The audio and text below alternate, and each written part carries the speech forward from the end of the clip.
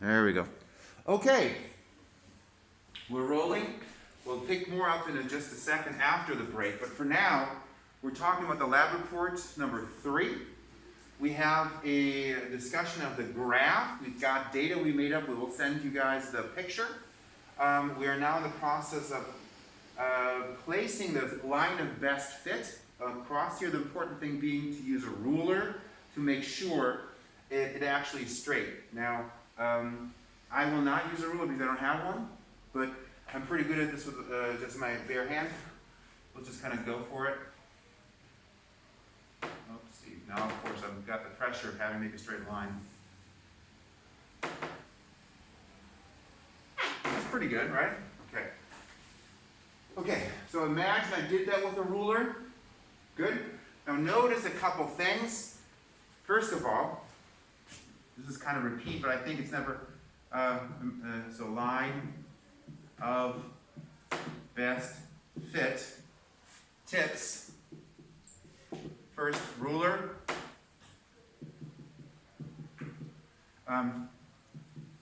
start at 0, 0, go through middle of points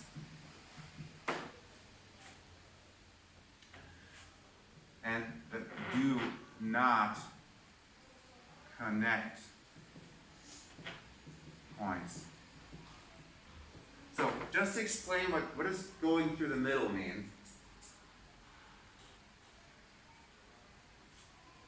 Is this useful to review? Is this like kind of supposed to be boring, but is it useful to review?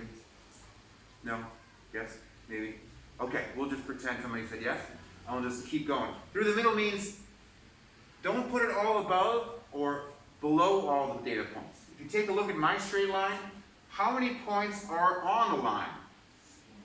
2. How many points are above the line? 1. How many points are below the line? 1. Right? This one? So, did I place the line through the middle of the points? Yes. And I put this in quotation marks because I'm not going to be super anal about this. I'm not going to be like, it's not the perfect line. But if you draw it like this, for example, that is not through the middle of the points. Yeah? Because you have all the data points below. That's not good. Or you could also do this. That's also not good.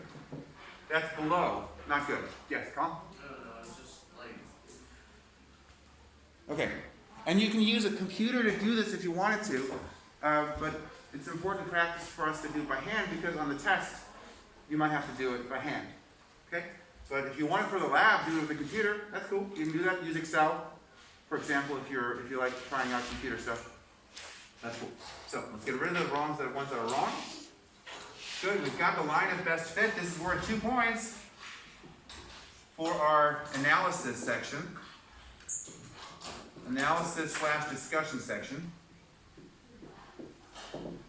So if you get that good, get that good. That sounds terrible. Okay, do it well, I get 2 points for that. Now, we need to find the slope of this. Good. So, to find the slope, we need to pick a point that's on the line. It has to be on the line. Do not pick this point, this data point. This data point is not on the line. You guys understand that? So, and pick a point that's further over here. If it goes through like a corner, that's great, but it looks to me like I don't have a really good candidate. So I'm going to pick this point right here. So at least I've got one line, so one of the coordinates is easy to determine. Right? So the x-coordinate would be 90. So this is 90 centimeters. And the other direction, this comes back to the idea of the spacing. Because I chose the spacing like this, it's relatively easy to figure out. This is just a tad more than 1.9. You see that? Yeah? Okay, I'll pretend you said yes. Let's make that 1.92 newtons. Okay? Makes sense? Now we can find the slope. And here's the slope. We find the slope. Okay? Good. Pick point on line far away and again, I'm using quotation marks because I'm not going to be anal about this. You could have picked a point anywhere, maybe over here. But if you chose a point like here, I'd be like, come on. Does it make sense? Pick a point far away to make it more precise. We pick that point.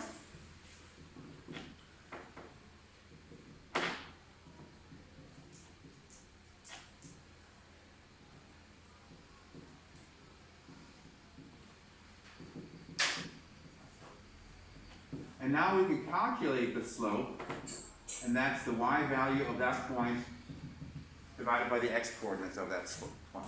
Cool? Everybody okay? Okay, this is repetition, but it's somewhat helpful for some of you, I think. And for our points, of course, this means the slope would be equal to 1.92 newtons divided by 90 centimeters. Please note that when you do this, actually calculate it and actually include the unit. Okay, so report as decimal with units. Wow, this is really good stuff. This is really good stuff for you guys. Okay, so you guys can calculate that with your calculator. Well, that seems redundant. 1.92 divided by 90, and you get 0.02. Wow. Somebody have a calculator? And it's a little bit more. 1.92 divided by 90. 0.12 divided by 90.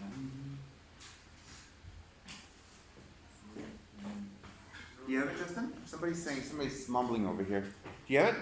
Yes. Well, yeah. 0.02, and it goes. This point, my question is 0.0213. 213. Okay, great, perfect. Thank you. There we go. And we'll put the units here as newtons per centimeter. So don't forget the units, unless you don't want that half point. Those jokes are hilarious. Who would not want that half point? That's stupid, right? So you got 0.0213 newtons per centimeter. Yay! You did your slope correctly. Now you get 2 points for that. Yay! And now, and this is a part that we tend to somehow forget sometimes, that maybe you think you're done, but we got to somehow make meaning of this, right? Does that make sense? So we found this value, 0.0213 newtons per centimeter. We have to now say, okay, well, what does this mean? This value. Okay? So for our case, this means that the higher the height, the bigger the force. Does this make sense?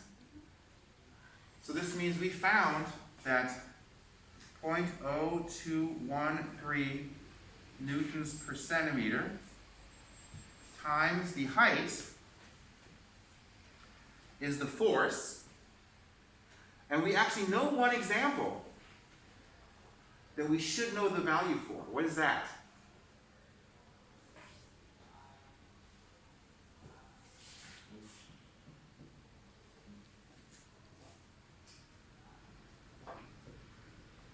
What if I made the height 121.8? What should be the force that you need to hold on to this thing with? How much is it? If you just make it vertical like that, and you're holding on to it.